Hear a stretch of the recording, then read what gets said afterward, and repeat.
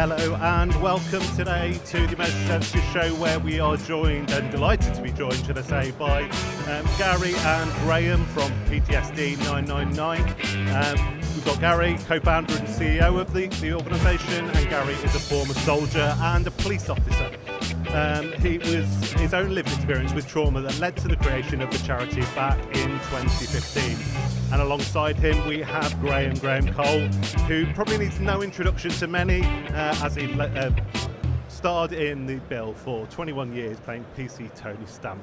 Guys, it's really great to have you here to talk to us about your experience with the organisation and give us a little bit more insight into that. So thank you for being here. No, thank you very much for the invite. I'm Gary, co-founder, CEO at PTSD999. The organisation was sort of set up as a result of my lived experience, not only as a soldier back in the 80s, but more importantly, as a police officer, and dealing with all the traumas that we did. I was a British Transport Police officer, so unfortunately dealt with a lot of fatalities and incidents like that. But there was never anywhere for us to go. I got to a point, especially after the bombings in 2005 and the work that I had done during that period, led me to a very dark place. There was no help, and eventually I was to lose my job as a result of the chronic complex PTSD that I have, and I went to take my own life. Nobody should be put in a situation like that. No. And thankfully I didn't follow it through. Rather than falling forward, I fell backwards away from the train that was coming my way. Had a period of reflection, dare we say, and then it was just a realisation that someone needed to do something to help everyone else. I've known Graham for the best part of 30 years. We've been mates. I met him on the bill, used to do the firearm stuff and bits and pieces on there, and our friendship sort of bore from that, and Graham is our president, and I'll let Graham introduce himself. Well, first and foremost, we're obviously super grateful that you made that choice to live and to continue and to bring your legacy forward and obviously make positive change. Yeah.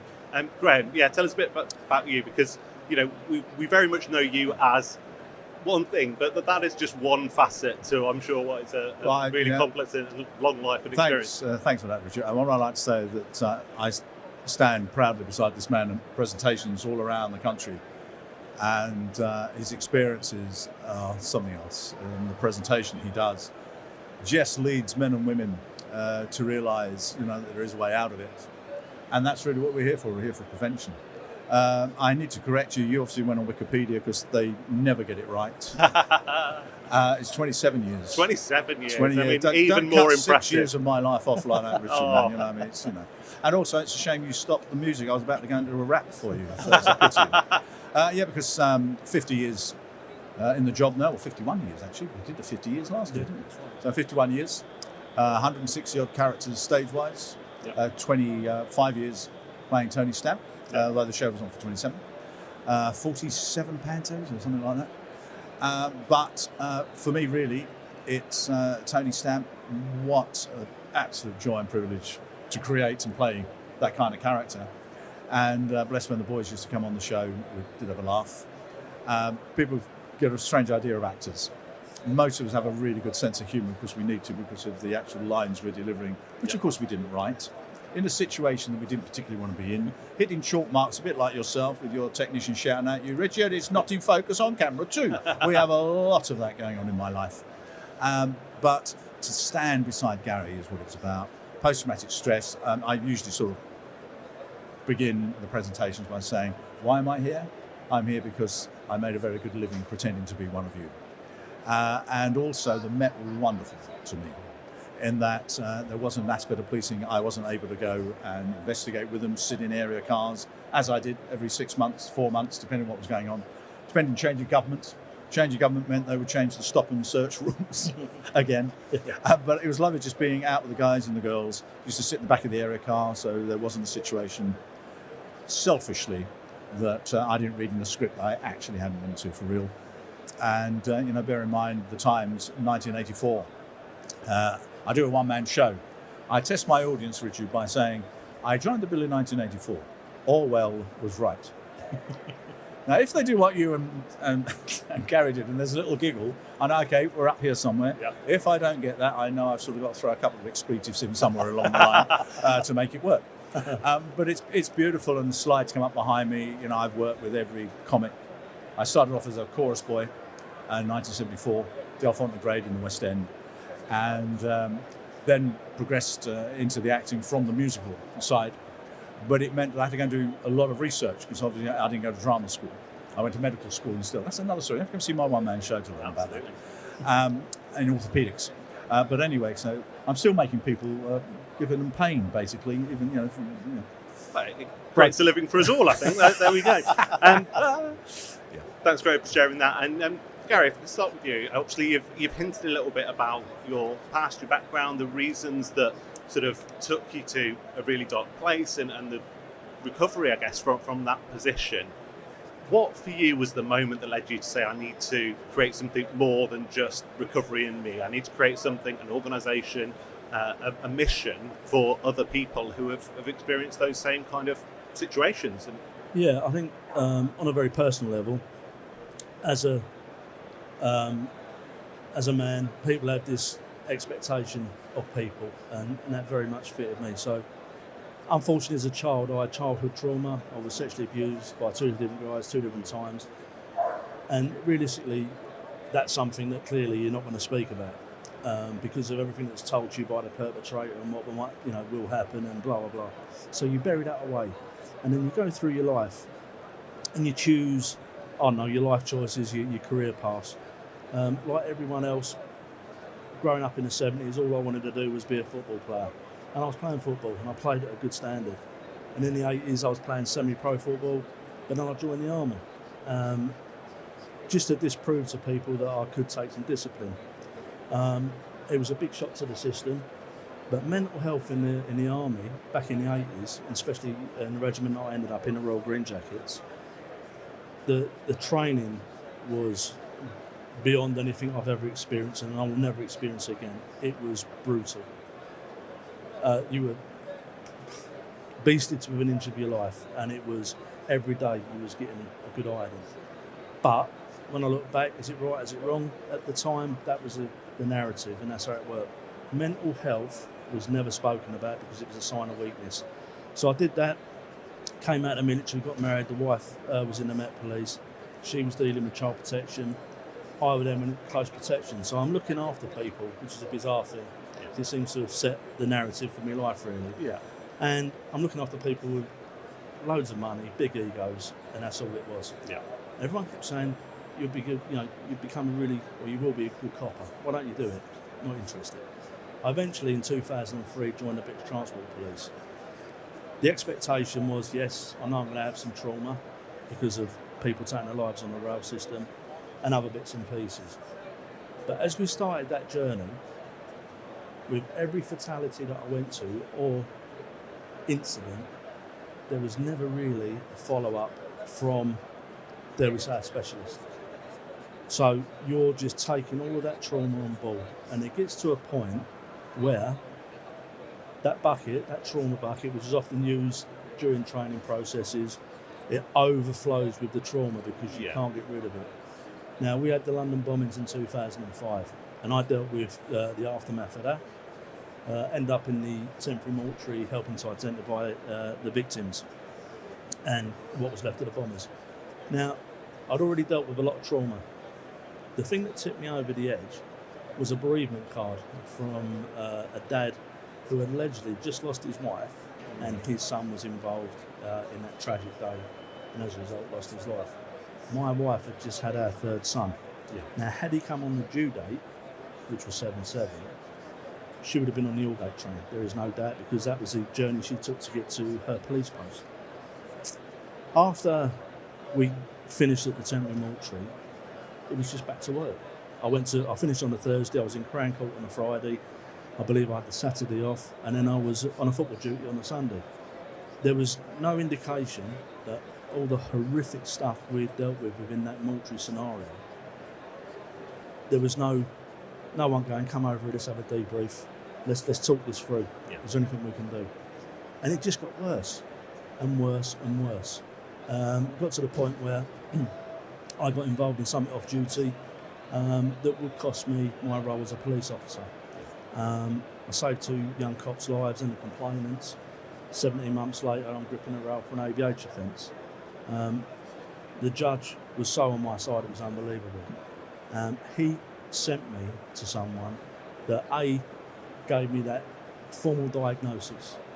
The GP that I'd seen in 2012 just said, "Oh, you're ex-military, you've got PTSD," because everyone in the military has PTSD. Didn't even talk about the current role that I had as a police officer in the British Transport Police. And this gentleman, when he did his report for pre-sentencing, was just like, this officer was actually completely out of character on this one day because of. And I lost my job, I had to resign, and my world just fell apart. And you start, everything that you've ever done and you've learned and you've engaged with so many other people and helped so many other people, all of a sudden I'm there very isolated, extremely lonely, and the feelings that I had, just no self-worth. I wasn't good for anything. I'd let my wife down, let my children down, let my colleagues down. And I've never ever contemplated the thought of suicide because I've dealt with so many on the railway, and loads of other different stuff. And it was something I never ever thought about.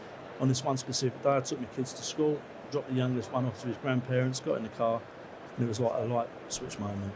And I took myself off to a part of the railway near to us, where I picked up, unfortunately, too many bits of people.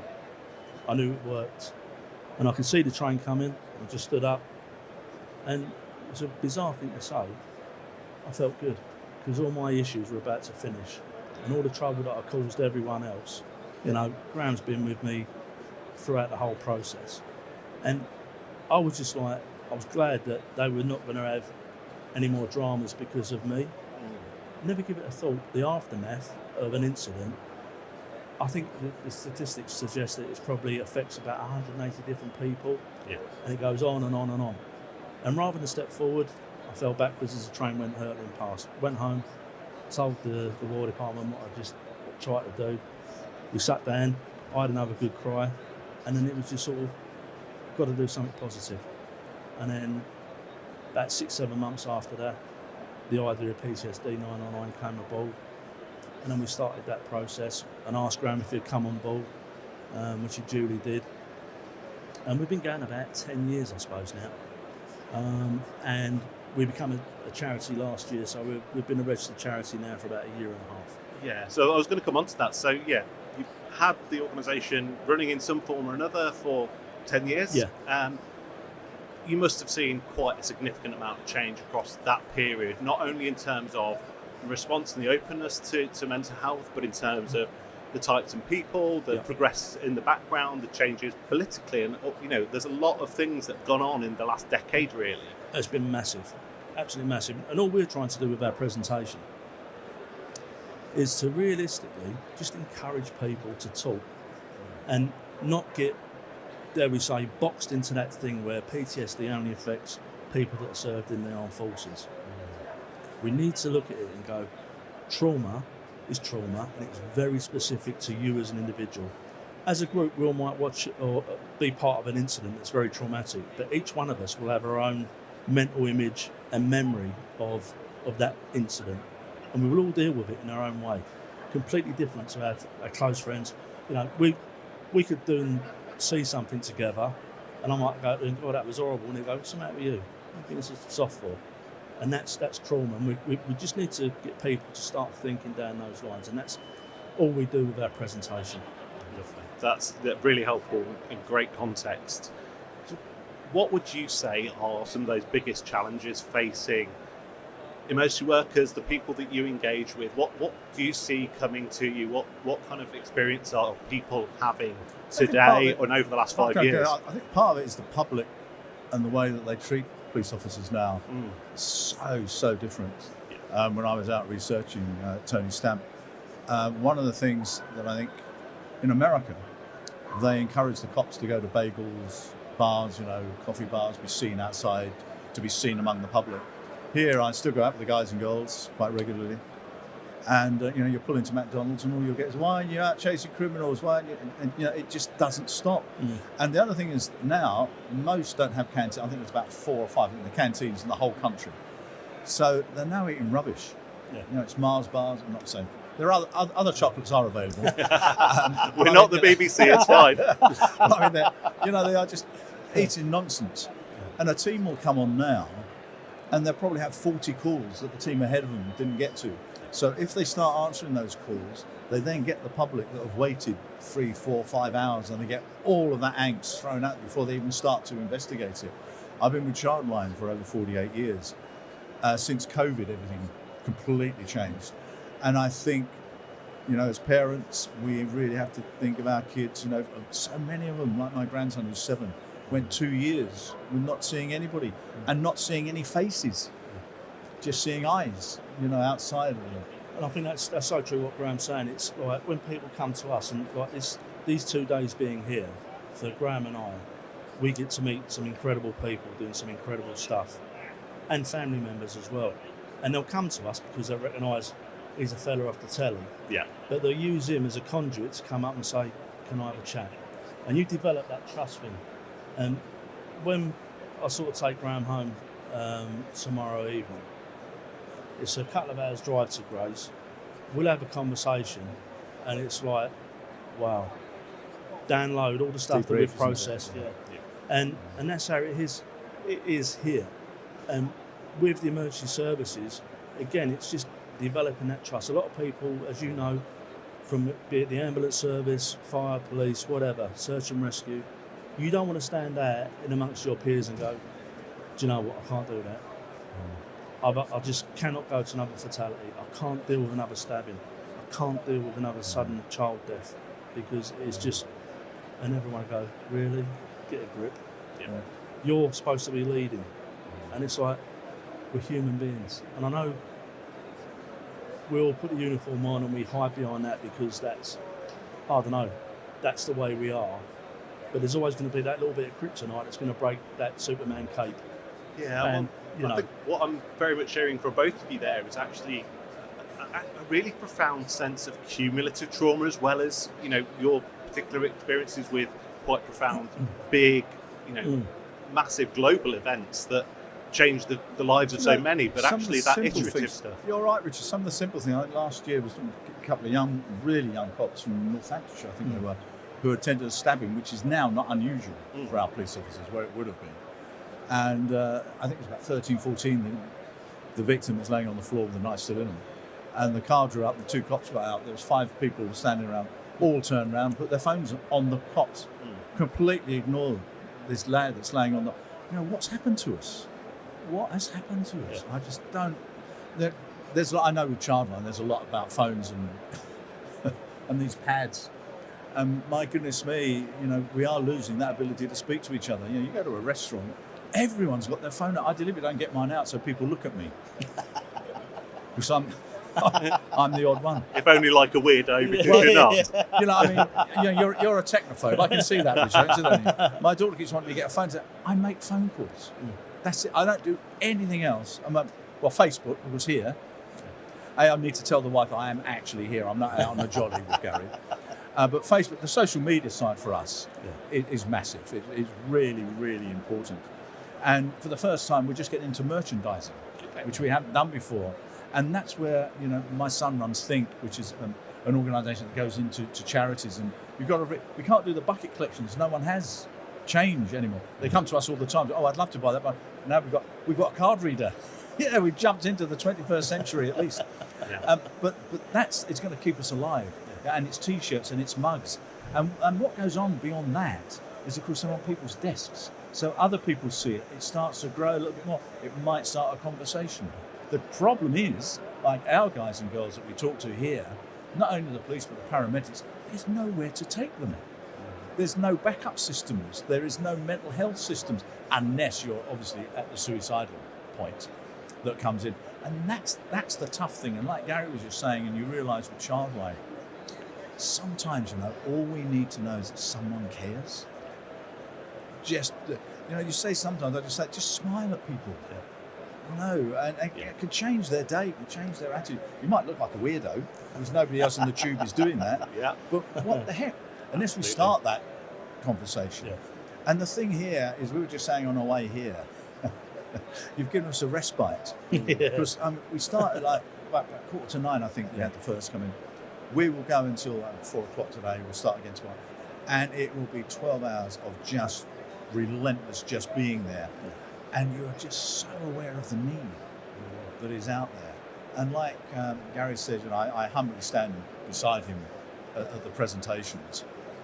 But you see on the faces of the people that were there, you really do see that there was nowhere for them. And there's a management level that's still, like Gary talks about, this butchness nonsense, which we hope.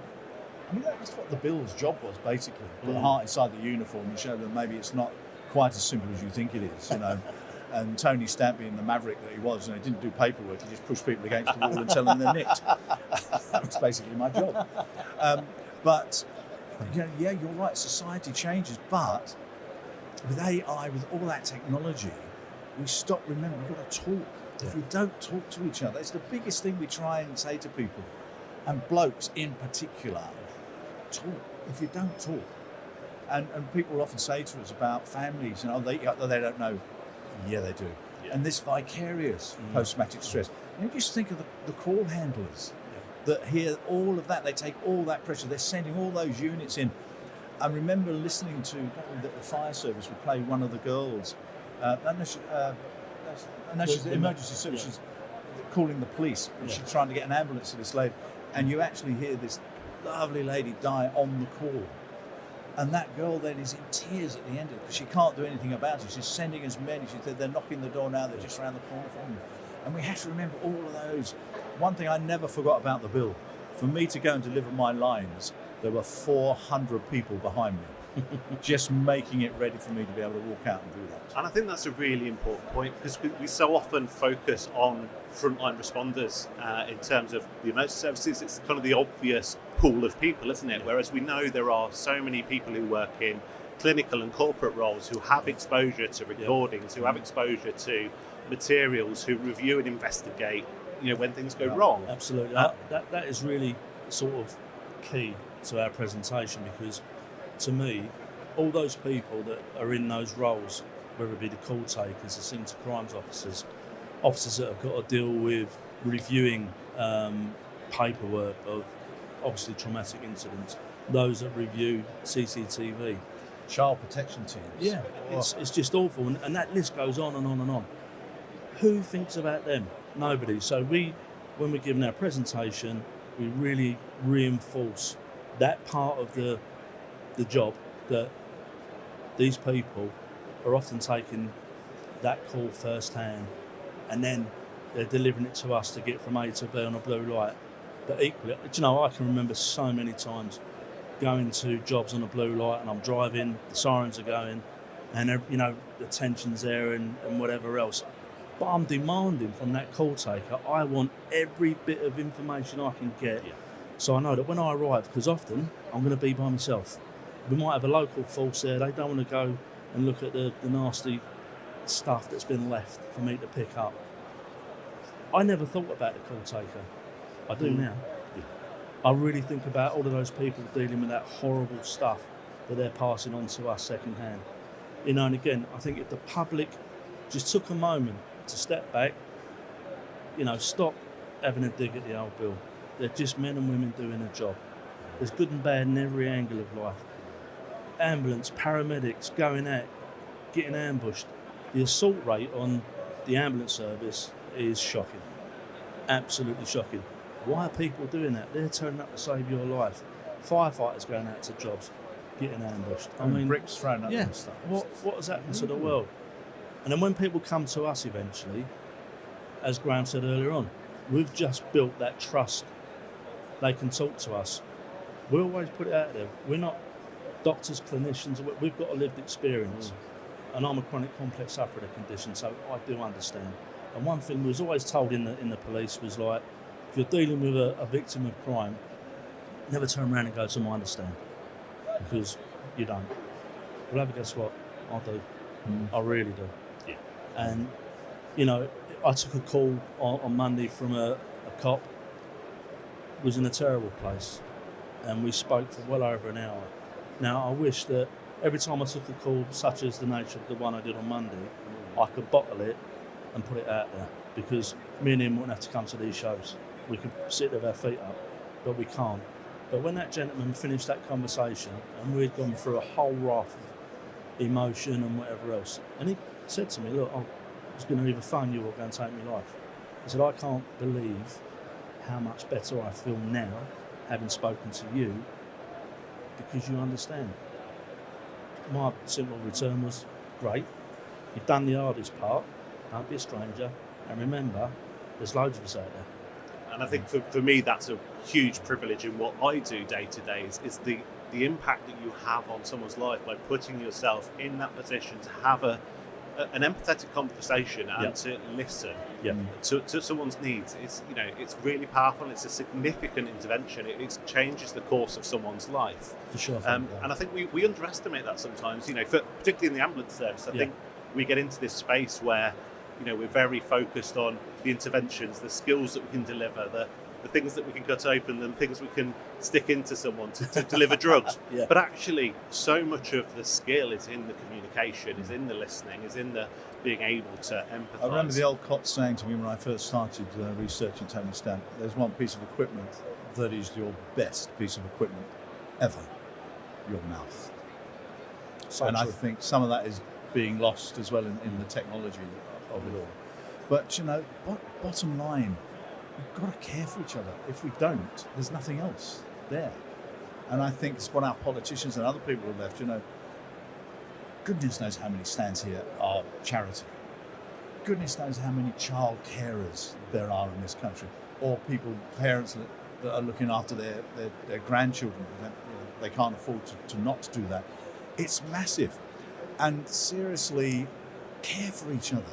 If we don't, I think one of the things why people want to come to this country is that we've always had that community feel about it. And I was born in London, and it's a massive community feel still there. It's changing, but it is a massive feel.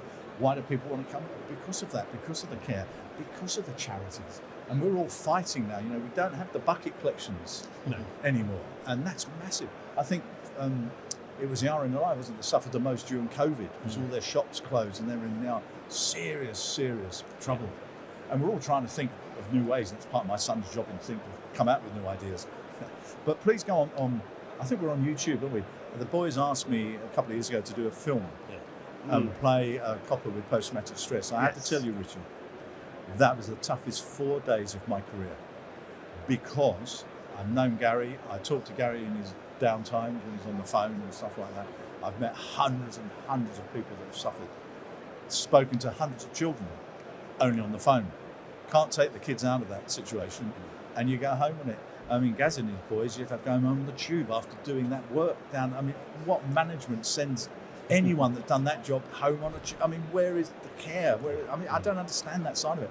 The same for us. We now have counsellors that will counsel us when we come off, or counsel the team when they come off the phones now. I used to go home on the train in tears, you know, because you can't take the kids out of that stuff.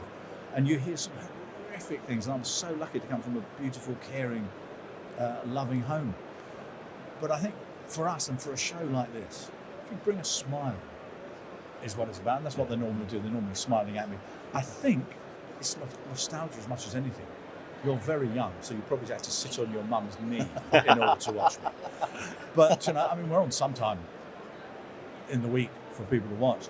I always say to my bosses, the glorious thing is that people choose to turn us on and allow us in their front rooms. And it was a kind of show. And we hit hard. You know, we were hitting drugs, we were hitting murder, we were hitting all that stuff. But also with a story underneath it. And that's important. Seriously, your mental health is so important. My industry's going to hate me. After 9 o'clock at night now on the 4 channels, what is there? Death and mayhem. Nothing else. It's all cop murders, and cops murdering cops. I mean, it's just, but it's relentless. And then, Richard, they expect you to go to bed and sleep. Yeah. It ain't going to happen. It's not going to. And, you know, I do this Buddhist thing. I bore everyone to tears with it. I get rid of all the nonsense of the day. My interest is full of nonsense. You're part of that. You're part of the radio world. You know the world we live in, the unreal world we live in. And it's important at night to get rid of people that have said hurtful things to you. Your bosses, you know, we all work with rubbish bosses. When on the air, I would have said something else if we weren't. We all work with bosses, you know, that just don't know what they're doing. There's nothing you can do about it except get rid of it at night, so it doesn't play on your mind. They're still going to be there tomorrow. They're still going to be as rubbish tomorrow, but it's not going to affect you. Get rid of that. Get rid of the hateful. And there are lots of them. Get rid of those people. They're no use to you whatsoever.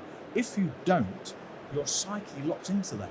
And so that's why you know, when you have, as we speak to so many people, terrible nightmares, terrible screams, terrible sweats, which I tried to throw into this character over those 4 days.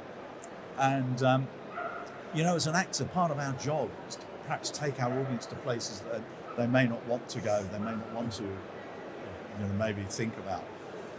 But what we don't do now is make people laugh. No. There's nothing funny on, and it's awful. You know, we're still at Fools and Horses and stuff like that. As a family, we're watching that from the American market. You know, Friends and stuff like that. You watch that.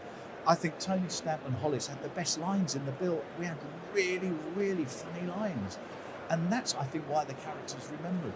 Is his put down lines.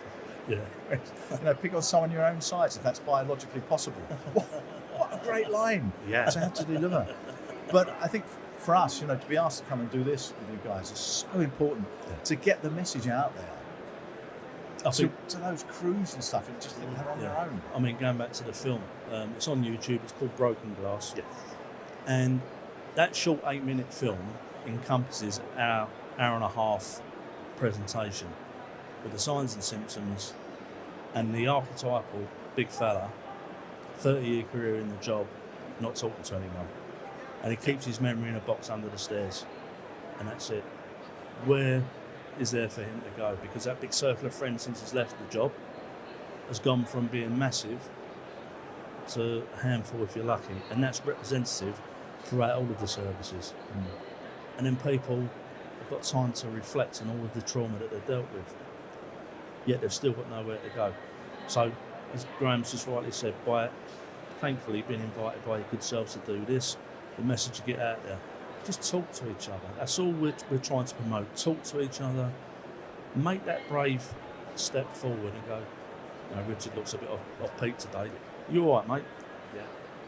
And then, as Graham's rightly said, you will open a conversation. They might tell you to jog on.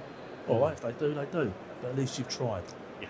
And I think that's the key to, I'm not saying have a successful sort of turnaround on that sort of conversation, but you've engaged. You've actually shown unknowingly that you care. Yeah, and I think you sort of reflected that a little bit in what you've said about, you know, that historic perspective of mental illness, you know, experiences in the army, experiences within British Transport Police and you know, police forces. You know, it's not exclusive to British Transport Police or the ambulance service or the fire service or anyone. I think we have seen big shifts in that. Graham, I'd be really interested to hear your perspectives perhaps on how that's changed. We mentioned Facebook and social media, but within traditional medias, within TV and the arts, as to how that discussion around vulnerability and the actual display of vulnerability perhaps has changed over your career and experience. Yeah, I think the writers, of course, in the soaps will bring it up every now and again, and hopefully will do the research. And certainly, I know when Tony Stamp was accused of being a paedophile, I mean, he wasn't, but he was accused of being, how difficult it was for him to prove to his colleagues that he wasn't. And that had a huge impact. But I also, ITV, bless them, I got them to put out 0800 1111 every night after that. It would have cost us thousands, well, we'd never had enough money to advertise that. So that's the chance that we also get, is to put it out there. Social media, massive. I mean, everyone's got them, like we said, everyone's got a phone. I mean, look at them, it's hundreds. I have no idea. We ask people to put money in the bucket when I do a selfie, because I will do hundreds of the things. And I don't mind that, but put some money in the bucket, you know, do it for a reason. The thing is now, people don't seem to be able to walk without it. You can't seem to do anything without it. Couples will actually sit opposite each other with the phones in their hands. Don't even look at each other. We know the impact on kids. We know how devastating some of those games can be, and still are, and will be in the future. Yeah. How you stop it? That's a psychologist's part of the world. What do you replace it with is a bigger thing. We try and get my 7-year-old grandson, he's well into cars, he likes Thomas the Tank Engine, great. He likes Peppa Pig, great. We keep all that stuff going. We didn't have to grow up, did we? My mum and dad, when I grew up in Wilson in North London, didn't even know where I was half the time. But that's all dissipated. That's all gone now. We panic if we can't see the kid's not in eye line. We panic about that. Television changed massively for me. We thought reality television was going to be difficult. We didn't realise it would literally take over. And it does, because it's cheap. Yeah. If you want to make a drama or anything like that, Richard Osman, when he said he was trying to make the film, his book into the film, just how difficult that whole process was for him. And for God's sake, you had Spielberg behind him. 180 awards or something that man has won. It's not easy, it's difficult. But, do we really need that stuff? I don't, honestly, don't watch it. I've worked with some of them in pantos and things. Yeah. But, to me, I just think simply my job is, I don't ask a plumber how he does it. I expect him to know, and he comes in and does it. You and I come in, I sit down here, you expect me to be able to talk to you, that's my job. And I say to people when we do the presentations, the hardest thing is on a schedule to see on a Wednesday at 11 o'clock, stamp Christ. My life will be geared up because at 11 o'clock on Wednesday, someone will shout action and I cry. Not difficult, it's impossible. But that's the job and that's the label I had because I call myself an actor. Yeah. With that sort of reality stuff that comes in, they aren't pretending to be or anything else, but you can't even start to compete with that stuff for money-wise and for a drama. And I guess the challenge ultimately as well is, whilst it's posed as reality, it is still produced. We're still not seeing real human emotion, interaction, unless it tells a story that we want to tell. I'd love to do, what's the house one? Big Brother. I'd don't get asked to do any of those. I'd like to be in all of those. I'd love that stuff. Get me out of here. I'm not too sure about getting me out of here. You'll be good in the jungle. Few two critters for me. Both, thank you so much for talking to me. I do just want to end with one final question, just to really sort of cement your experience and your journey through the last 10 years and ask, what are those big lessons that you've learned through this process of running PTSD999 and supporting people through their journey as they experience symptoms and obviously all the negative effects of being part of the emotion services as they can be? I think for me, on a personal level, is that I'll put my toes in a very deep and dark pond, which is charity. And I was warned off about doing it because that pond is full of sharks, and it is. And it can be an uncomfortable place to be at times. But do you know what? If we can encourage people to engage with us, when we give our presentations, whether Graham's with us or if he's doing something else, what you're going to get is a lived experience. We're not going to dress it up. We're not going to disguise it for anything other than what it is. And for me, my expectation is always a simple one. I know that people in that audience will go away with a better understanding of PTSD, vicarious PTSD, a much better understanding of themselves, and they will have the confidence to step out and ask that really important question: are you okay? And that's all we're trying to do. And obviously, it's all right, old Brucey bonus having this gentleman sat next to me with me because that's that fella off the telly. Yeah. But as we said at the beginning, they'll often use Graham as a conduit to open up a bit more about their own personal health and well-being. There is no shame in struggling with your mental health. You mentioned it earlier on. The emergency services run towards a danger where 9 times out of 10 everyone else is running away. You don't know what you're going to turn up to. You'll have an idea, but you'll have no idea of how that is going to impact you as an individual. And so often it's far too late. And if we can just nip that in the bud or slow that process down, let's be clear, we can't save everyone, but we do our absolute damnedest to try. And that's I think Gary's right about, from the money point of view, trying to get sponsorship is so hard. A little bit like Childline, because we don't have an end product. We can't tell you how many people we've touched. What we do know at the show here, and it was a paramedic actually 3 years ago, popped a little envelope in my hand, said don't open it until 11. He spoke to me on the first day, he came on the second day and spoke to Gary as well. And when we packed up and we were driving home, so we do a debrief. And something happened, and I opened it. It was actually his suicide note to his partner. He was going to commit suicide on the way, but because we were here, and it was beautiful because he's written some poems. Amazing. When we do the presentations and stuff. The big thing for me is people smile all the time. I think I said to you, and they're remembering sitting with their mum and dad, and you can't pay for that. And it's about just that realisation that we touch each other, we touch each other's lives. The thing that scares me, I live in Norfolk, the thing that scares me is they're all single men. They're on their own. Just be aware of that, when you're out there with them. It's not an easy job. The paramedic, you actually go into people's homes. It's a massive thing to do that, to go into, and to know very often, you'll wheel a person out, maybe take them to hospital, what you're leaving behind with what they've experienced is enormous, isn't it? And again, I think for you guys, like the NFAs that the police have with mental health, I think you guys are in the same place. I use the term guys generically, so those, please, the wokes, don't get on top of me on that. It is that, it's tough, isn't it? Because there's nothing you can do. You might take them to a hospital, but where? It's so hard now. We've closed all those places, where you can take them. One of the biggest dreams we have is to have homes right around houses all around the country where responders can just go and have a cup of coffee and talk to each other. The one thing we know, coppers need to talk to coppers, paramedics need that, firemen need to talk, and indeed whatever job you do, you need to talk. Actors only need to talk to actors. Nobody else will understand why you do it. I've been with my missus 50 years, she hasn't got a clue why the hell I do it. Yeah. But and it's true. What do I get out at the end of it? These boys, you really create something. If you're a paramedic or a fireman or a cop, you create something. I create stuff, but it doesn't mean anything if no one watches it. Absolutely. But it's been special today.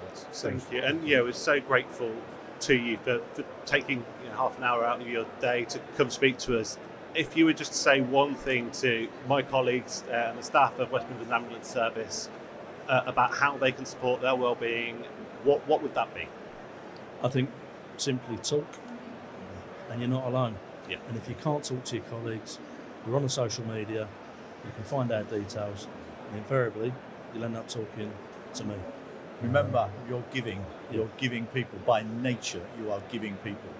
But you've got a battery life like the rest of us. Brilliant. Thank you both. Gary Hales, Graham Cole, thank you for joining us today. And we wish you all the success in the world with PTSD999. If people want to donate, they can find you online and support you in that way. And similarly, if you go to YouTube and it's Broken Glass, search for Broken Glass, you can watch that. Yeah. As profound today as it was when commissioned, and really important. It's an important piece of work. So thanks for the opportunity today. Thank you. Thank you.